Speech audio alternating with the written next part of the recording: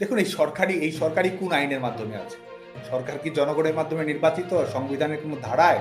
কিসের ভিত্তিতে আছে? এই সরকার কিসের সরকার? এই সরকার আজ হোক কাল হোক বাংলাদেশে এই সরকার অবৈধ সরকার, বেআইনি সরকার হিসেবেই কিন্তু স্বীকৃত হবে। এবং বাংলাদেশ ছাত্রলীগের নেতাকর্মীদের নিষিদ্ধ হওয়ার ঘটনাও কিন্তু নতুন নয়। আপনি জানবেন যে মুক্তিযুদ্ধের প্রারম্ভে ৭১ সালের ২৬শে মার্চের যখন সামরিক স্বৈরশাসক ইয়াহিয়া বক্তব্য দিয়ে আওয়ামী লীগ ছাত্রলীগকে কিন্তু নিষিদ্ধ করেছে। ইয়াহিয়া ছাত্রলীগকে নিষিদ্ধ করে কি দমাতে পেরেছে? বরং ছাত্রলীগকে তারা নিষিদ্ধ করেছে, আমরা নতুন বাংলাদেশের জন্ম দিয়েছে। ছাত্রলীগ আওয়ামী লীগকে তারা নিষিদ্ধ করেছে, আমরা বাংলাদেশের স্বাধীনতা ফিরিয়ে এনেছি। তো আজকে এই দখলদার ফ্যাসিস্ট ইউনূস ছাত্রলীগকে নিষিদ্ধ করেছে, আমরা বাংলাদেশের মানুষের মৌলিক অধিকারকে দেব, বাংলাদেশের গণতন্ত্র প্রতিষ্ঠিত করব এবং বাংলাদেশের জনগণের অধিকার আমরা জনগণের কাছে সুনিশ্চিত করব। এবং ছাত্রলীগের নেতাকর্মীদের যতই তারা বাধা দিক, যতই তারা বাধা বিপত্তি ছড়াবে, বাংলাদেশ ছাত্রলীগ শক্তিশালীভাবে ফিরে আসবে। যতই তারা আমাদের উপর আঘাত করবে, আমাদের ঐক্য আরো দৃঢ় হবে। এবং এটি আমরা পরিষ্কারভাবে বলতে চাই, বাংলাদেশ ছাত্রলীগ বাংলাদেশের ছাত্র রাজনীতি থাকবে, বাংলাদেশ ছাত্রলীগ বাংলাদেশ ছাত্র সমাজকে নেতৃত্ব প্রদান করবে এবং এক ধরনের প্রতিযোগিতামূলক ইতিবাচক ছাত্র রাজনীতি বাংলাদেশে আমরা সুনিশ্চিত করবো এবং ন্যায় বিচার প্রতিষ্ঠা করা, সত্য প্রতিষ্ঠা করা, গণতান্ত্রিক ধারাবাহিকতা প্রতিষ্ঠা করা। বাংলাদেশ ছাত্রলীগ এই প্রতিজ্ঞা আমরা করেছি, এই প্রতিজ্ঞা আমরা রাখবো এবং যে কোনো মূল্যে আমরা আমাদের সংগ্রামকে অব্যাহত রাখবো। আত্মগোপনের প্রয়োজন নেই, আমাদের তো আর ছদ্মবেশ ধারণ করার প্রয়োজন নেই, আমাদের তো আর অন্য সংগঠনে থাকার প্রয়োজন নেই। আমরা যা করব প্রকাশ্যেই করব, ঘোষণা দিয়ে করব। আমাদের কার্যক্রম বাংলাদেশ ছাত্রলীগের অফিসিয়াল পেজ থেকে সরাসরি ঘোষণা করা হচ্ছে। আমাদের কমিটি উন্মুক্ত রয়েছে, কারণ আমাদের সেই সৎ সাহস রয়েছে। আমাদের ভুল ত্রুটি থাকলে, আমাদের সীমাবদ্ধতা থাকলে, আমাদের কেউ অন্যায় অবিচার করলে অবশ্যই যথোপযুক্ত ব্যবস্থা আমরা গ্রহণ করব। ভুল ত্রুটি থেকে আমরা শিক্ষা গ্রহণ করব। কিন্তু আমরা কখনো তারা আমাদেরকে নিষিদ্ধ বলবে কিংবা তারা যখন নিজেদের প্রকাশ্য ছিল অথচ নিষিদ্ধ ঘোষিত সংগঠনের মতো কার্যক্রম পরিচালনা করেছিল, বাংলাদেশ ছাত্রলীগ একটা মুহূর্তের জন্য নিষিদ্ধ সংগঠনের মতো গোপন কার্যক্রম চালাবে। বাংলাদেশ ছাত্রলীগ একটা মুহূর্তের জন্য ছদ্মবেশে রাজনীতি করবে না। ঘোষণা দিয়ে বলবো এই সরকার দখলদার, ঘোষণা দিয়ে বলবো বাংলাদেশে গণতন্ত্র ফিরিয়ে নিয়ে আসবো, ঘোষণা দিয়ে আমরা প্রকাশ্যেই বলবো যে ধরনের অন্যায় অবিচার হচ্ছে সমস্ত কিছুর আইনানুগ বিচারের ব্যবস্থা বাংলাদেশের মাটিতে আমরা সুনিশ্চিত করবো। এবং ছাত্রলীগের কর্মীরা আজকে দেখুন, ছাত্রলীগের নেতা কর্মীদেরকে মামলা নেই, তারা ধরে ধরে নিয়ে পুলিশে দিয়ে যাচ্ছে এবং শুধু তাই নয়, ঘোষণা দিয়ে তারা সেটি করছে, পিটিয়ে মারছে, থানায় দিচ্ছে, জামিন হচ্ছে না। ছাত্রলীগের নেতাকর্মীদেরকে শত শত এই ছাত্রদল শিবিরের মব তৈরি করে সহিংসতার ঘটনা ঘটা হচ্ছে। ছাত্রলীগের নেতাকর্মীরা কিন্তু জয় বাংলা বলে স্লোগান দিচ্ছে, জয় বঙ্গবন্ধু বলে স্লোগান দিচ্ছে। তারা আমাদের উপর আক্রমণ পরিচালনা করছে। ছাত্রলীগের কর্মীরা বীর দর্পে বলছে শেখ হাসিনা আসবে, বাংলাদেশ আসবে। গোটা বাংলাদেশের দেয়ালে দেয়ালে কিন্তু বাংলাদেশ ছাত্রলীগের কর্মীরাই জয় বাংলা ক্যাম্পেইন করেছে, জয় বাংলা লিখে দিয়েছে, শেখ হাসিনাতে আস্থা লিখে দিয়েছে, হটাও ইউনূস বাঁচাও দেশ লিখেছে। এবং বাংলাদেশ ছাত্রলীগের কর্মীরা এটি অব্যাহত রাখবে। আমাদের দলের প্রয়োজনের নয়, আমাদের সংগঠন, আমাদের নিজস্ব প্রয়োজন সেটি নয়। আমরা মনে করি যে বাংলাদেশে রাজনীতি থাকবে, বাংলাদেশে গণতন্ত্র থাকবে, বাংলাদেশে এক ধরনের প্রতিযোগিতামূলক রাজনীতি থাকবে, বাংলাদেশে মুক্তিযুদ্ধের অঙ্গীকার থাকবে, বাংলাদেশে এক ধরনের সমতা ভিত্তিক বৈষম্যহীন গণতান্ত্রিক সমাজের প্রতিষ্ঠা থাকবে এবং সেই জায়গায় সবার অধিকারী যেন বাস্তবায়িত হয়। বাংলাদেশ ছাত্রলীগ সেই লক্ষ্যে ভবিষ্যতে কাজ করবে। এবং আজকে দেখুন যে তারা শিক্ষার্থীদের সঙ্গে প্রতারণার বিষয়টি যদি আপনি দেখেন, তারা স্লোগান দিয়েছে বঙ্গবন্ধুর বাংলায় বৈষম্যের ঠাঁই নাই, তারাই কিন্তু ধানমন্ডি ৩২ নম্বর পুড়িয়ে দিয়েছে। তারা বলছে কোটা না মেধা, উল্টো তারাই কিন্তু কোটার ভিত্তিতে গোটা বাংলাদেশে তারা নিয়োগ দিয়েছে। তারা বলেছে চাকরিতে কর্মসংস্থান চাই, শেখ হাসিনা সরকার সরকারি বেসরকারি খাতে কর্মসংস্থান নিশ্চিত করেছিল। বাংলাদেশ ছাত্রলীগের সভাপতি হিসেবে আমি বলতে পারি না একটি উদাহরণও, বরং শুধু আমি কেন আরো কারো কোনো উদাহরণ আছে কিনা যে আমার সুপারিশে কারো চাকরি হয়েছে। আমি কখনো পিএসসি মেম্বারকে বলতে পেরেছি, শিক্ষককে অনুরোধ করতে পেরেছি যে এই চাকরিটা দেন। আমরা কখনো সেটি করিনি, কারণ সেই রাজনীতি আমরা বিশ্বাস করিনি। মেধাভিত্তিক কর্মসংস্থানে আমরা চেয়েছি, অথচ আজকে বাংলাদেশে হচ্ছে কি? সরকারি চাকরির কোনো বাস্তবতা আছে? বাংলাদেশে কর্মসংস্থানের কোনো সুযোগ আছে? তো শিক্ষার্থীদেরকে ডাকা হয়েছে বঙ্গবন্ধুর নামে, কিন্তু আজকে তারা করছে ধানমন্ডি ৩২ আক্রমণ। শিক্ষার্থীদেরকে ডাকা হয়েছে মেধার কথা বলে, অথচ আজকে কিন্তু গোটা দেশব্যাপী কোটায় নিয়োগ প্রদান করা হচ্ছে। শিক্ষার্থীদের ডাকা হয়েছে ছাত্র রাজনীতি নিষিদ্ধ থাকবে, ক্যাম্পাসে রাজনীতি থাকবে না, অথচ যারা মুখে মুখে এসব কথা বলেছে তারাই কিন্তু আজকে সেই সব নিষিদ্ধ রাজনীতির হর্তাকর্তারাই কিন্তু আজকে বাংলাদেশের ক্যাম্পাসগুলোতে তারা জোরপূর্বক দখল করে দৌর্দণ্ড প্রতাপে কর্মকাণ্ড পরিচালনা করছে। তারা প্রতারণা রাজনীতি কারা করছে, হত্যা সহিংসতা রাজনীতি কারা করছে? তারাই তো করেছে। তো এটি, এবং তারা মনে করছে তারা বিজয়ী। আমি সুস্পষ্ট হয়ে বলতে চাই, তারা বিজয়ী নয়। মহান মুক্তিযুদ্ধের সময়ে ১৯৭১ সালে পাকিস্তান সেনাবাহিনীর সহযোগিতায় এই রাজাকার আলবদর শামসরাও কিন্তু দৌর্দণ্ড প্রতাপ দেখিয়েছে, পেটোয়া বাহিনীর মতো বাংলাদেশের মানুষের উপর জুলুম করেছে এবং তারা ভেবেছে তারা বিজয়ী। তারা কিন্তু বিজয়ী হয়নি, তারা শেষ পর্যন্ত পরাজিতই থেকেছে। এবং যারা মুক্তিকামী, যারা লড়াই করেছে, তারাই কিন্তু বাংলাদেশের মানুষের কাছে বীর হিসেবে আখ্যায়িত হয়েছে। বঙ্গবন্ধুর খুনিরা বঙ্গভবন দখল করে রিভলভার দিয়ে দেশ পরিচালনা করেছে, তারা নিজেদেরকে জাতীয় বীর ঘোষণা করেছে। এই আগস্ট শুধু নয়, সেই আগস্টকেও তারা বিপ্লব ঘোষণা করেছিল। শেষ পর্যন্ত বঙ্গবন্ধুর খুনিরা বঙ্গবন্ধুর খুনেই থেকেছে বাংলাদেশের মানুষের কাছে, এবং বাংলাদেশের ছাত্রলীগের কর্মীরা দোর্দণ্ড প্রতাপে ঘুরে দাঁড়িয়ে গণতন্ত্র পুনরুদ্ধার করে বাংলাদেশের উন্নয়ন অগ্রযাত্রা মানুষের অধিকারের জন্য কাজ করছে। এবং এবারও যারা মনে করছে যে এই 11 মাসই বাংলাদেশের পলিটিক্যাল ক্যালেন্ডার, তাদেরকে আমরা মনে করি দিয়ে যে বাংলাদেশের পলিটিক্যাল ক্যালেন্ডার শেষ হয়নি। বাংলাদেশের পলিটিক্যাল ক্যালেন্ডার নতুন করে লেখা হবে। 11 মাসই শেষ নয়, আরো অনেক ইতিহাস বাংলাদেশে তৈরি হবে, এবং সেই ইতিহাসের অপেক্ষায় সবাই যেন থাকবে। অস্থিতিশীলতা তৈরি করেই কিন্তু তারা ক্ষমতায় এসেছে, এবং একটা দায়িত্বশীল রাজনীতির এই যে কৌশল, এই কৌশল থেকে তারা তাদের নিজস্ব স্বার্থ হাসিল করেছে সন্ত্রাস, সহিংসতা এবং অস্থিতিশীল পরিবেশ তৈরি করার মাধ্যমে। 11 মাস অতিক্রান্ত হয়েছে এবং আমাদেরকে তারা ফ্যাসিস্ট বলছে, স্বৈরতন্ত্র বলছে, অথচ তারা কিন্তু নিষিদ্ধ করেছে আওয়ামী লীগকে। তারা কিন্তু ঘোষণা দিয়ে আইন করে বলছে যে আওয়ামী লীগের পক্ষে আপনি ক্যাম্পেইন করতে পারবেন না, পত্রিকায় লিখতে পারবেন না, সেটি আপনার অপরাধ। মিছিল করাকে বলা হচ্ছে, মিছিল করলেই বলা হচ্ছে তাকে ধরা হবে। বাংলাদেশের রাজনৈতিক ইতিহাসে কবে বা আমরা এটি আমরা কবেই বা দেখেছি যখন এই ধরনের পরিবেশ তৈরি করা হয়েছে?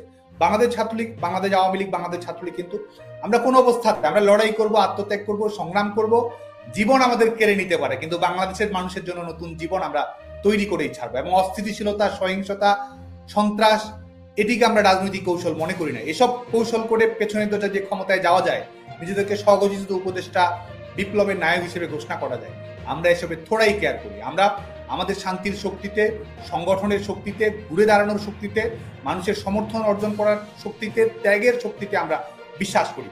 আপনি দেখবেন যে গোটা বাংলাদেশে আপনি যদি এই ক্ষয়ক্ষতির পরিমাপটা করেন, এই বাংলাদেশের 18 কোটি মানুষ, প্রত্যেকটা ওয়ার্ডে, প্রত্যেকটা ইউনিয়নে শতাধিক করে আওয়ামী লীগের নেতাকর্মীদের বাড়িঘর পুড়িয়ে দেওয়া হয়েছে, লুটপাট করা হয়েছে সবকিছু। নিজের বাড়িতে কিন্তু কারো থাকার পর্যন্ত কোনো সুযোগ নেই। গোটা দেশব্যাপী এই হচ্ছে কিন্তু বাস্তবতাটা। কিন্তু এর পরেও কিন্তু বাংলাদেশ আওয়ামী লীগ, বাংলাদেশ ছাত্রলীগ কি করার চেষ্টা করছে আপনি দেখুন। আমরা কি করার চেষ্টা করছি? আমরা মিছিল করার চেষ্টা করছি, আমরা লিফলেট দেওয়ার চেষ্টা করছি, আমরা দেয়াল লিখন করার চেষ্টা করছি, আমরা জনগণকে সংগঠিত হওয়ার চেষ্টা করছি, আমরা সমালোচনা করছি এটির মাধ্যমে। কারণ আমরা বিশ্বাস করি আমাদের লড়াইয়ের অনুপ্রেরণা কি? আমাদের লড়াইয়ের অনুপ্রেরণা তো 69-এর গণঅভ্যুত্থান। আমাদের ছাত্রলীগ কখনোই নিষিদ্ধ নয়, বরং মানুষই তো এই চরম দুঃসময়, এই সংকটকালীন সময়ে, এই অন্ধকারের সময় মানুষই তো আমাদেরকে আশ্রয় দিচ্ছে, মানুষই তো আমাদেরকে পাশে দাঁড়াচ্ছে, মানুষই তো আমাদের পক্ষে ঘুরে দাঁড়াচ্ছে, কথা বলছে। তারা দেশব্যাপী এক ধরনের ভয়ের রাজনীতি, ত্রাসের রাজত্ব কায়েম করেছে।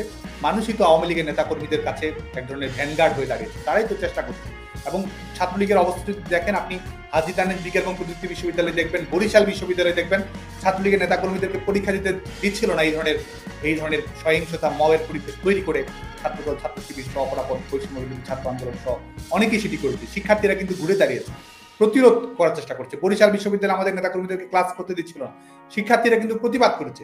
এখনো আমাদের কিন্তু প্রত্যেক মুহূর্তেই সাধারণ শিক্ষা, তারা হয়তো কোনো রাজনীতি করে না, হয়তো আমাদের সংগঠনও করবে না, কিন্তু আমাদের ছেলেমেয়েরা, আমাদের সংগঠনের কর্মীরা যেন ক্লাস করতে পারে, সেজন্য তাদের জায়গা থেকে তারা সবসময় কিন্তু চেষ্টা করে কোনো ধরনের, তারা যখন দেখে যে এই যারা মব করে, যারা সন্ত্রাস সহিংসতার আশ্রয় নেয়, তারা ছাত্রলীগের নেতাকর্মীদের উপর আক্রমণ করার চেষ্টা করছে, শিক্ষার্থীরা কিন্তু আমাদেরকে মেসেজ দেয়, আমাদেরকে সতর্ক থাকার জন্য বলে, তাদের যে সংবেদনশীলতা সেটি আমাদের কাছে তারা পৌঁছে দেওয়ার চেষ্টা করে।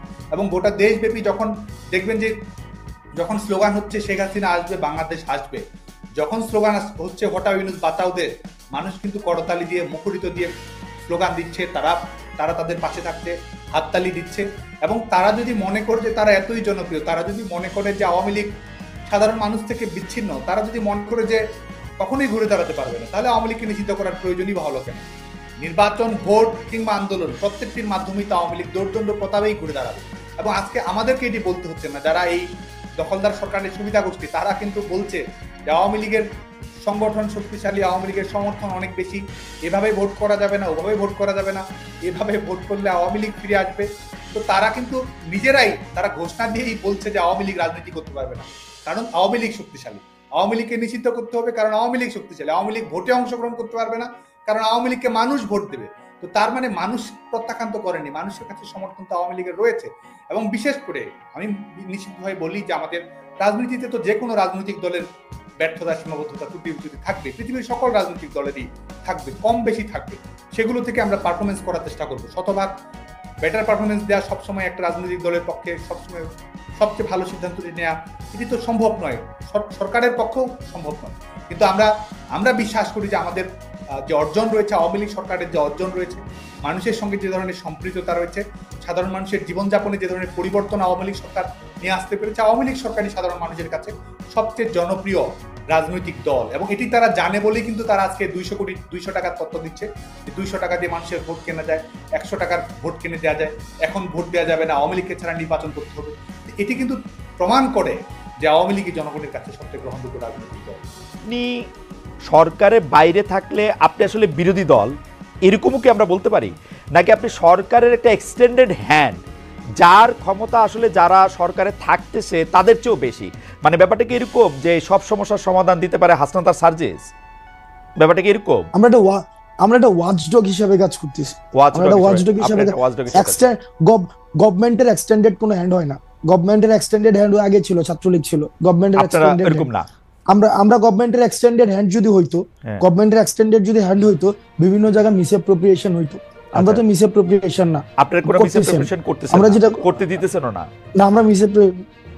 আমরা চাইতেছি মানুষ যেটা কইতে চাইতেছে, মানুষ যেটা চাইতেছে, মানুষ যেমন বাংলাদেশ চাইতেছে, আমরা আমাদের জায়গা থেকে ওয়াচডগ হিসেবে একটা গভর্নমেন্ট যেন প্রপার ফাংশন করতে পারে, গভর্নমেন্ট যেন আমাদের ডিরেল না হইতে পারে, গভর্নমেন্ট যেন সংস্কার করে একদম বছরের পর বছর মানে একটা ওই যে হাসিনা যেটা করছে থাইকা না যেতে পারে।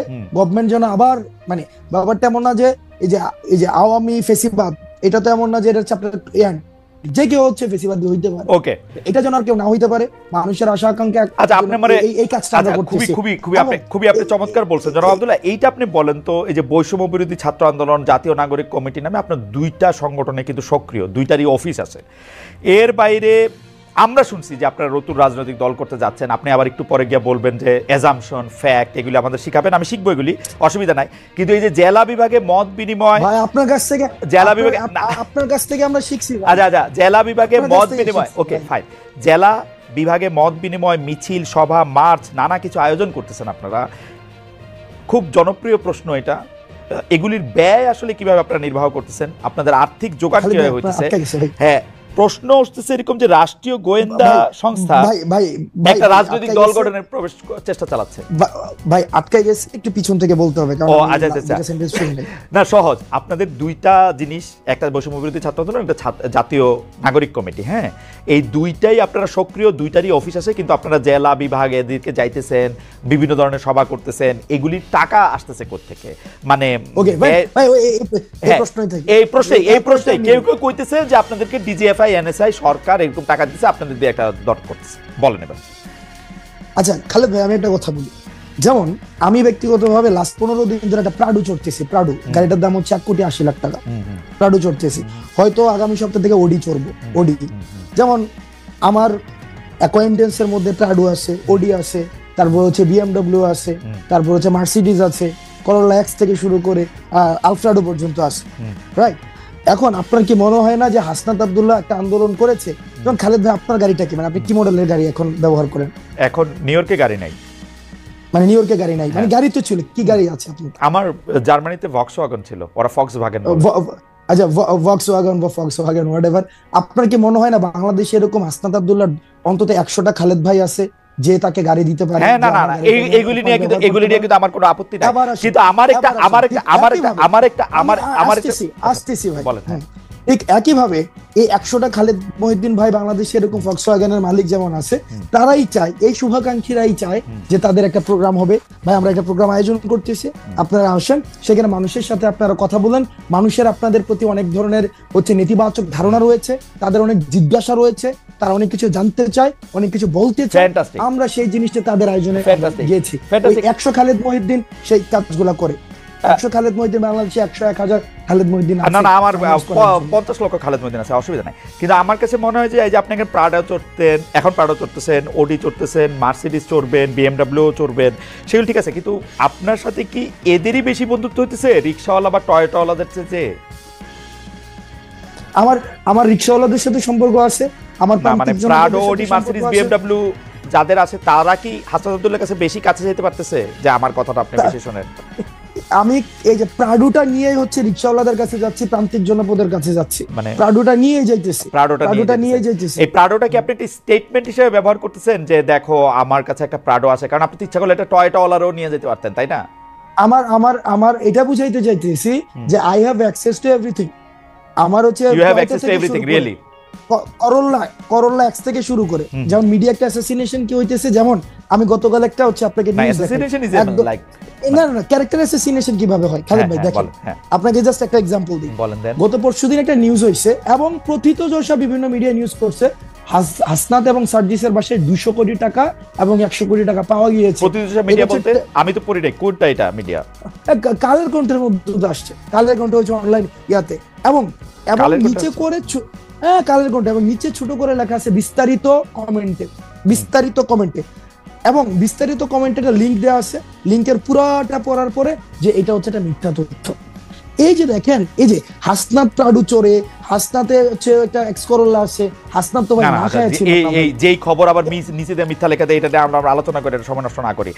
কথা হলো যে আপনারা যে সভা সমিতি করতেছেন, আমি কোন জায়গায় প্রশ্নটা আসতে যেতেছি, আমি কোন জায়গায় প্রশ্নটা করতেছি, জনমতটা গইরা ওঠে ওইভাবেই যে হাসনাত প্রাডু চড়তেছে। ওকে, কিন্তু পরের প্রাডুটা সেটার উৎসটা কি সেটা নিয়ে কিন্তু জনমতটা গইরা ওঠে না। ওকে, এই ক্লিকবেট জার্নালিজমের প্রবলেমটা হচ্ছে এই জায়গায় ভাই। দেখেন আমি আপনাকে বলি, আমার দুইটা বন্ধু আছে, এর একটা প্রাডো গাড়ি আছে, এর একটা টয়োটা গাড়ি আছে, আরেকটা খালাতো বন্ধু আছে, ওর ধরেন আরো একটা ছোট গাড়ি আছে। আমি যে এর মধ্যে পিক এন্ড চুজ করে প্রাডোটা নিতেছি, এর মধ্যে আমার কোনো কামনা বাসনা আছে কিনা?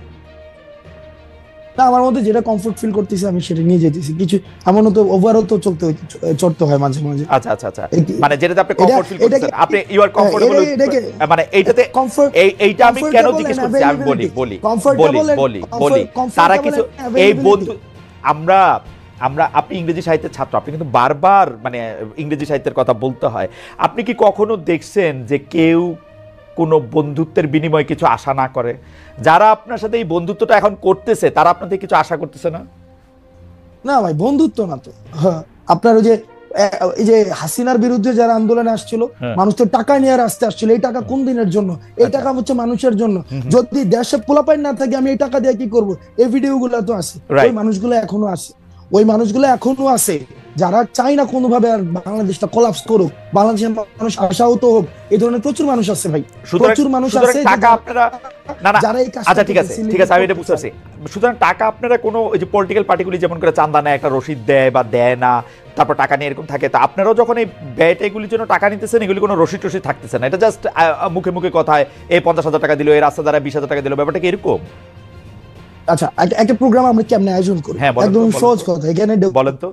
আমরা তর্কের খাতিরে ধরে নেই এই প্রোগ্রামটাতে 1 লাখ টাকা ব্যয় হবে। এবার আপনি আমার ব্রেকআপটা দেখান।